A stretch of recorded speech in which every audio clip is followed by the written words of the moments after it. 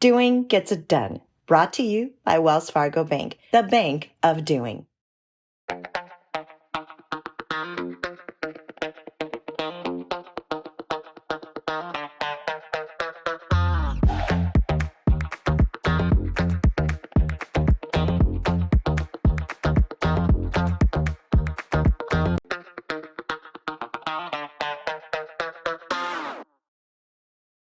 The research center is called the Institute for Money, Technology, and Financial Inclusion, and it's been around since 2008. And basically, what we do is look at consumer finance in light of all of the new technologies of money, finance, and payment that are out there in the world. And if you think about 2008, that was right when the iPhone was launched, right? And people really hadn't even begun to anticipate the extent to which how we pay and do our finances was going to migrate on the phone.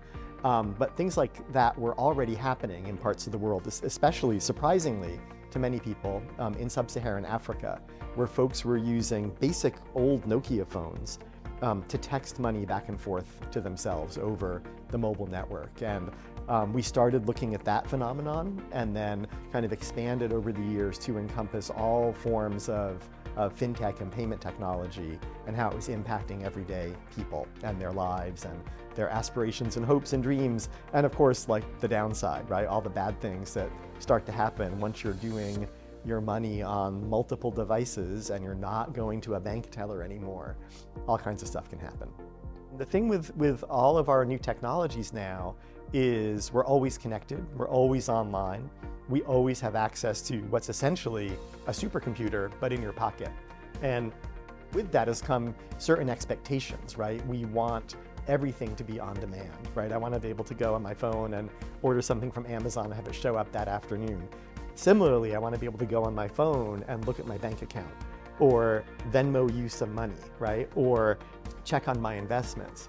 And that's great, right? There's a lot of convenience there, a lot of access there. First of all, you're more at risk to hacking, to certain kinds of scams, to password theft, or just forgetting your password.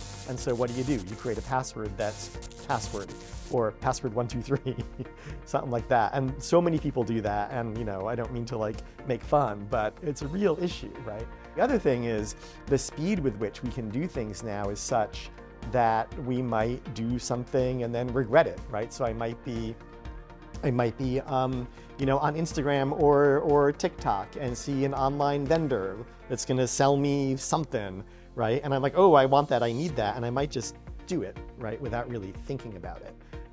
So those are really some of the changes. There's the kind of always online all the time thing, which leads to greater convenience, but also greater risk from bad actors, but also greater risk from myself making bad decisions. Yeah, in terms of kind of the safety features that are now built into many of our devices and the ways that we access things like our accounts, there is a lot more protection now than there used to be, right? So biometrics are great, right? Face ID is wonderful. Any kind of dual factor authentication is wonderful. But how many people do you know who have turned that off or don't even know that it exists on their phone and they can turn it on? So a lot of it depends on just people's willingness and ability to use these things. Unfortunately, the more friction that you build into a system like that in the interest of safety, the more certain people are just going to say, you know what, this is just too hard, I'm just going to turn all those things off. Or I'm not going to use the service at all, which might be okay.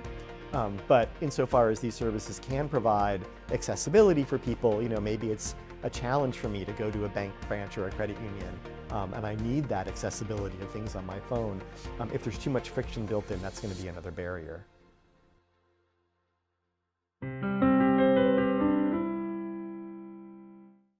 Financial fraud usually involves somebody surreptitiously accessing your credentials, your identity, your social security number, maybe account numbers or PIN codes, that kind of thing, and then using it either to just access and take your money, or to set up an account or take out a loan in your name. The first kind of fraud where people are using your credentials to just steal your money, that's really associated these days most of the time with good old-fashioned ATM cards and credit cards, the physical thing. at a point of sale, or particularly at any exposed point of sale device or terminal, like at a gas station, right? There are these things that criminals can insert into the card reader that will just skim your information. And at a gas station, folks are trained to go around and like make sure those devices aren't in there, those skimmers aren't there. But if I'm the bad guy, all I need is to have it in there for 20 minutes and a half an hour, and I can probably get the credit card information from 4 or 5 people. And then the bank will alert those people if they detect odd looking transactions. Like if all of a sudden my bank sees that I'm paying for something at Macy's in Riverside, they're going to give me a call, right? But it doesn't matter, it's already happened. The person has already made some fraudulent transactions on my card, and there's not much I can do about it. The other kind of fraud, where people are setting up an account or taking out a loan in my name, that's a lot more pernicious and can be more difficult to detect. Often you might not even be aware of it unless you're regularly checking your credit report. And how many people do that, right? As a kind of consumer advocate, I would say that you should do it. Like you should subscribe to one of those services that does it for you, and look every couple of months and make sure there's no odd loan that you don't remember ever taking out. But those are the basic kinds of fraud that people are exposed to.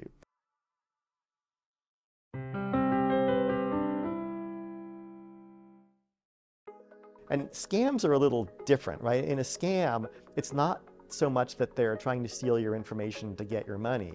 They're actively approaching you somehow, either over the phone or through a text message or online through an email or on a website, to get you to give them money, right? They might be trying to get you to give them your credentials too, but usually they just want you to make that initial mistake of, oh, I just got this phone call. I'm talking to someone who says that he's from the IRS and that I have to pay a $500 fee right now. Otherwise, they're gonna freeze my bank account. I better get my credit card and do that, right? And scams generally involve things like impersonation. So somebody pretending to be from your bank, saying, I need your PIN code in order to do X, Y, or Z, or we need to verify your credit card number, please give it to me. If anything like that ever happens, all you do is hang up and then call the number that's on the back of your credit card to see if the bank really just called you, right? You also have people impersonating utility companies. They might actually come to your door, right? I'm from the water service and we have to check on whatever, but in order to do that, I need you to fill out this form with your credit card information in case we have to charge you for whatever. Here in Southern California, there are similar scams around solar installation, right? I'm here because you're a great candidate for solar. Just fill out this form and give me your credit card, and we'll connect you with a representative who will blah, blah, blah. Nothing will ever happen. They'll just make some charges on your card. You also get increasingly, and this one particularly targets elderly people, folks who will call you up or text you and say, I'm a dear, dear friend of your son, daughter, grandchild, cousin, and they're in the hospital, or they're in trouble or something, right? And I gotta help them out. And if you could just help me by Venmoing me some money, or send me your credit card number so that I can get this money I need to help your grandchild. And they might be super convincing. They might have the name. They might have locations that make sense to you. But almost certainly it is not that, right? If it's not someone you know, just say, thank you so much, goodbye, hang up, and then try to reach your relative or your friend. So impersonation is a big one. Another one that is rampant right now, this is probably the #1 kind of scam, are investment scams. And if you're paying attention, you see these all around you all the time, right? Signs tacked on a telephone pole, cash for gold type things, which might start as cash for gold, but end up with some kind of thing where I'm going to sell you this special cryptocurrency that nobody else has access to, right? There's tons of crypto investment scams out there right now that basically, you're buying something that is worthless, and or you're just handing over your money to somebody who never delivers on whatever they said they were going to give you. Anytime you see an ad or get a text or get a phone call for any kind of get rich quick, and this is an investment secret that the big guys don't want to tell you about, it's totally scammy, just back away. Other ones that hit different kinds of people. So for younger people, for recently incarcerated people, there's a lot of fake job opportunity scams where you'll get like a text or an email that's like, for someone like you who's just trying to get started again, click here. And you'll have access to these wonderful job opportunities that pay $25 an hour and blah, blah, blah, blah, blah. Usually the scam there is that you click and the first thing that they want is for you to pay a fee to gain access to the service, right? You're in a vulnerable spot, you pay the fee, and nothing ever happens.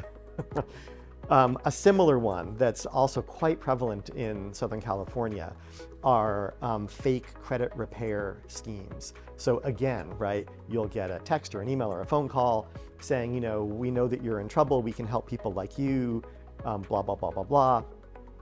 Fill out this application, send in your $250 fee, and we'll get at work repairing your credit score.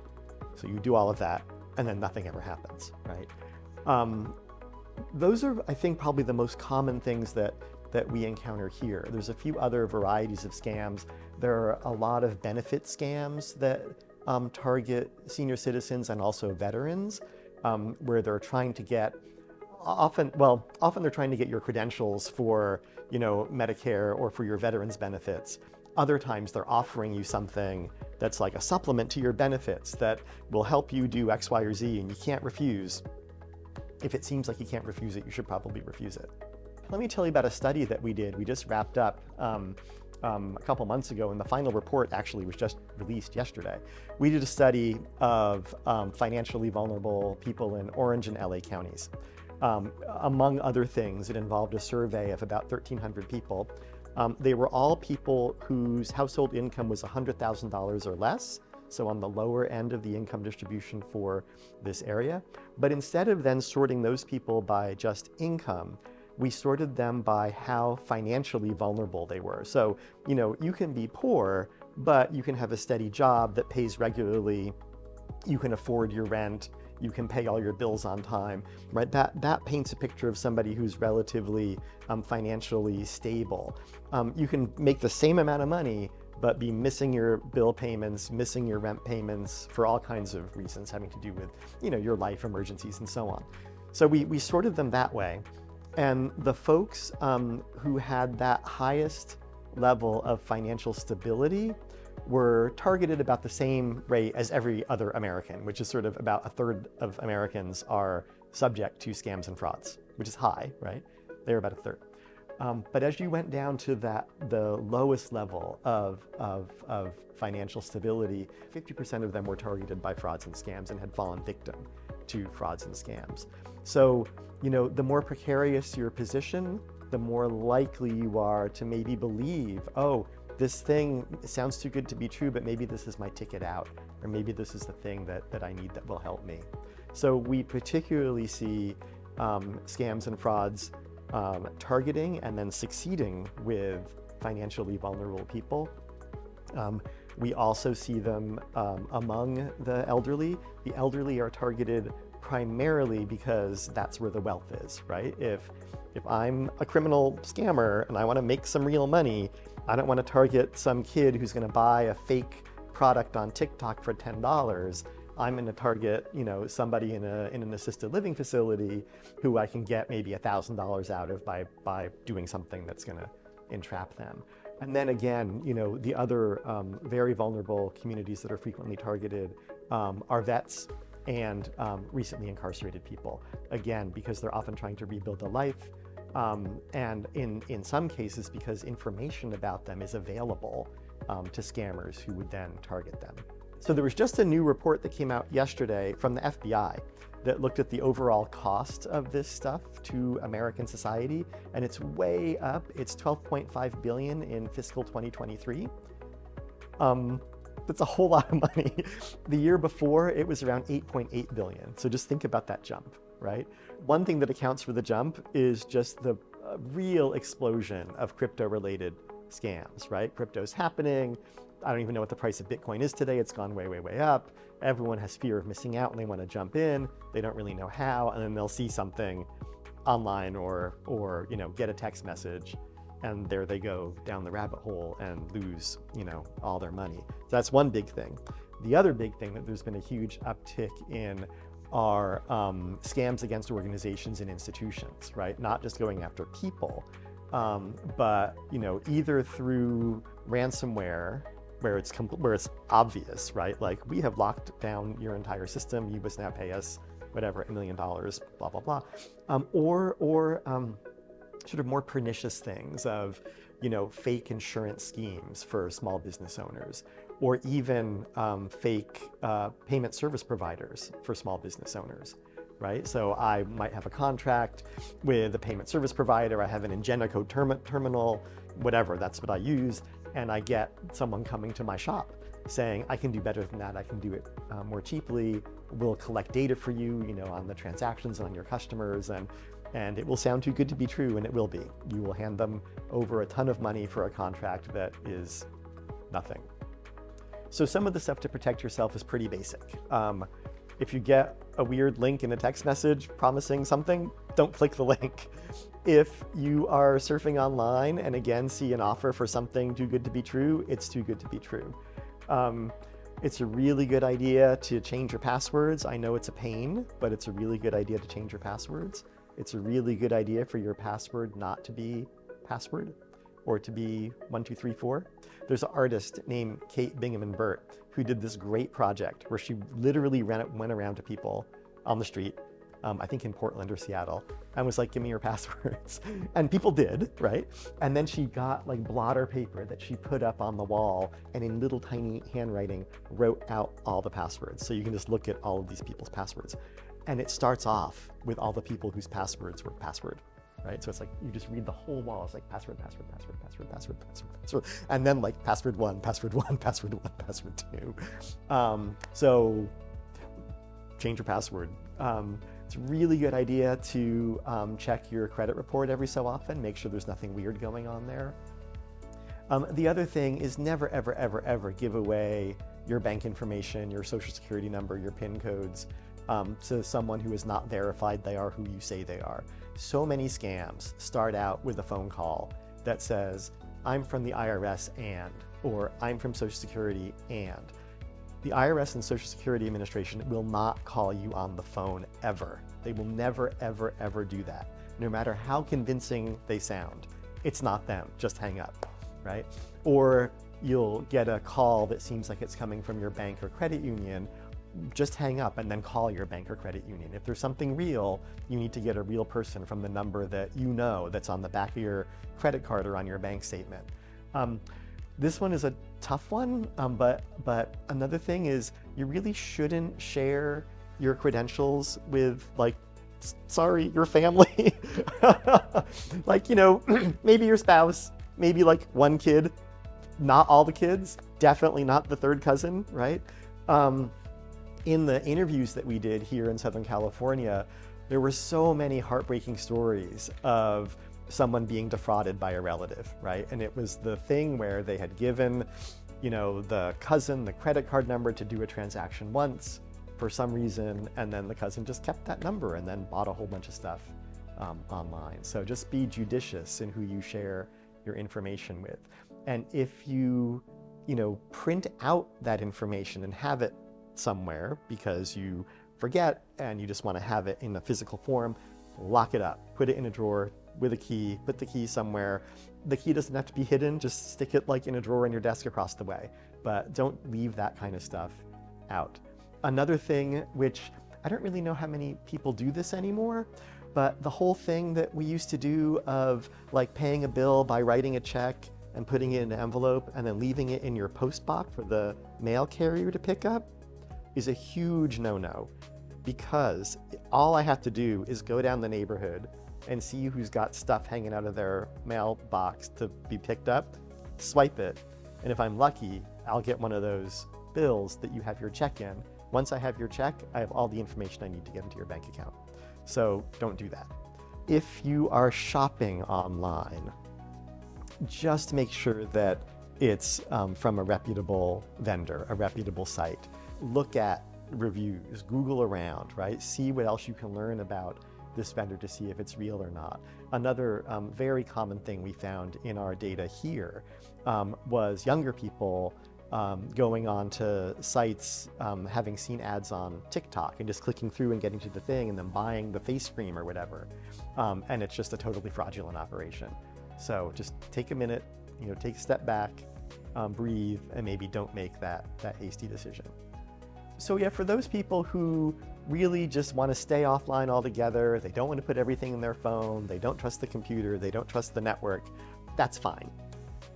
If you want to be writing a lot of checks though, please, please, please don't just leave them somewhere unattended. Don't leave them in your mail slot for someone to pick up. Go to the post office, put it in a post office mail slot. Hand it directly to your mail carrier if that's what you're doing. Do not leave checks, blank checks, even unsigned blank checks lying around. Don't leave them on, don't leave them on your desk. If you're gonna have your door open to, even your home office, right? Let's say you have your checkbook on the desk of your home office and, a repairman comes to fix something. That's a pretty big temptation if the repairman knows what they can do with it. Or a cleaner comes in to do something. Again, that's a big temptation. Just stick it in a drawer, lock it up, keep them safe.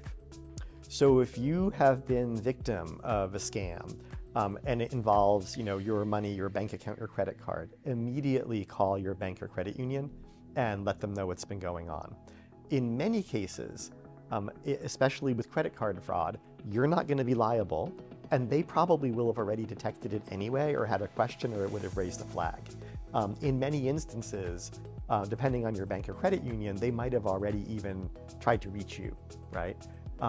But immediately call your bank or credit union. They are going to advise you further on whether it's something that you bring to your police department. The FBI and the Federal Trade Commission both collect data on frauds and scams and victims of frauds and scams. But I would always just say start with your bank or credit union because they can resolve it usually first and they can also report it. So you don't have to worry about that.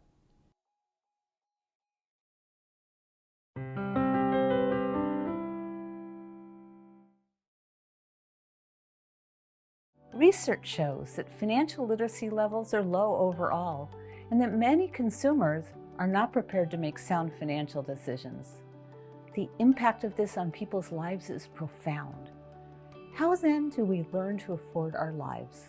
The answer is through education and training. Basic financial competence is necessary for all, and the ideal way to put yourself on a path to navigate your financial future with confidence. There are many organizations and resources to help you. And while there isn't a one-size-fits-all solution, this information doesn't have to be complicated or boring. As you saw in this series, there are many different financial topics to understand. Hopefully, you will be able to find the valuable information that inspires you to dig a bit deeper, learn more about how to manage your own finances, and build healthy financial habits. You don't have to become an expert on the subject, but basic understanding in small steps will give you a leg up to build the kind of financial future you would like for you and for those you care about. It's a basic life skill that can make a huge difference in your overall well-being. Dr. Anna Maria Lusardi, professor of economics and accountancy at Stanford University School of Business, calls learning personal finance a happiness project to learn the decision-making skills that set you up for success. We encourage you to take the steps to move forward and find out what works for you. Don't be afraid to talk about money. Don't be afraid to talk about what you don't know about money. It's like learning anything. You just have to start.